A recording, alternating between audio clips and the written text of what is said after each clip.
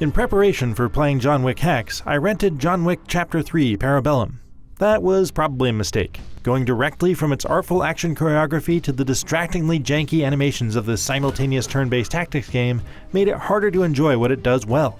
Adapting John Wick to this slow and deliberate genre of game instead of the predictable shooter was an admirably bold move, but some of the risks taken did not pay off.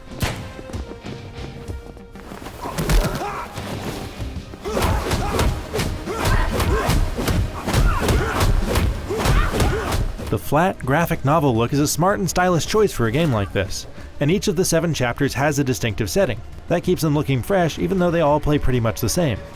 John Wick's face is frozen in a determined, stoic glower, which is in character but seems a little stiff even for Keanu Reeves. He lets his guns and fists do the talking, because while Ian McShane and Lance Reddick reprise their roles as Winston and Charon, respectively, Keanu himself must have been too busy with Cyberpunk 2077. Instead, Troy Baker stars as the power and revenge-hungry rebel assassin Hex. The prequel story they tell here is one of the better parts of John Wick Hex. Fighting your way through the linear series of levels definitely has its moments.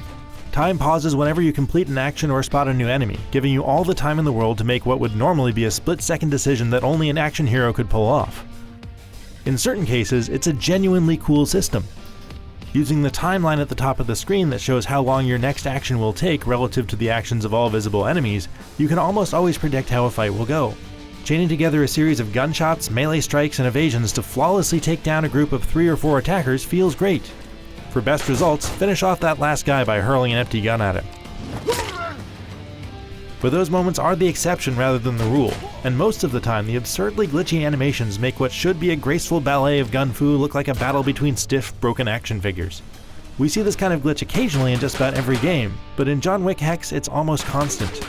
It's a curious choice that the end of every level lets you watch a real-time cinematic replay of your successful run. It just puts the jank on full display. Things are kept fairly simple and understandable by tactics game standards because you're only ever managing a single character and your contextual attack menu never has more than a handful of options. There's a good selection of guns, though a few, shotguns and revolvers specifically, are all but useless because they take so long to fire. Being quick on the draw is everything in John Wick Hex, and learning the nuances of each weapon is one of the more interesting parts of the combat system. The other is managing your focus. Replenishing it is as easy as hitting a button, but it limits how often you can use moves like powerful melee takedowns, evasions, or crouch dodge rolls without taking a break. More importantly, lots of enemies also use focus, and an enemy with a lot of it becomes all but impossible to shoot at any range until you get in some good punches to dizzy them up. It's a smart system that prevents you from just shooting your way through every level and forces you to get in close and engage in some John Wick style fisticuffs. Boss fights can be kind of a joke once you figure that out though.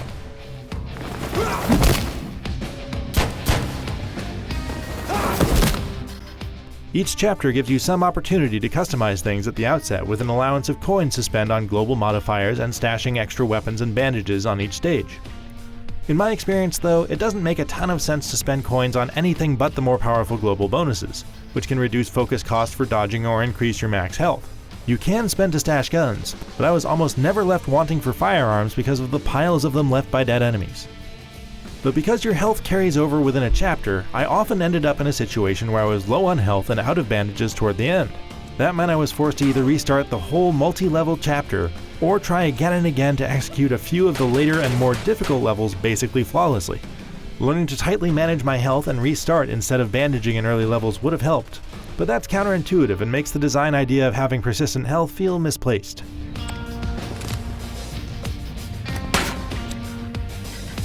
It's not totally fair to expect the animations of a turn-based strategy game to match up with the elaborately violent choreography of a series of action movies that is defined by little more than that.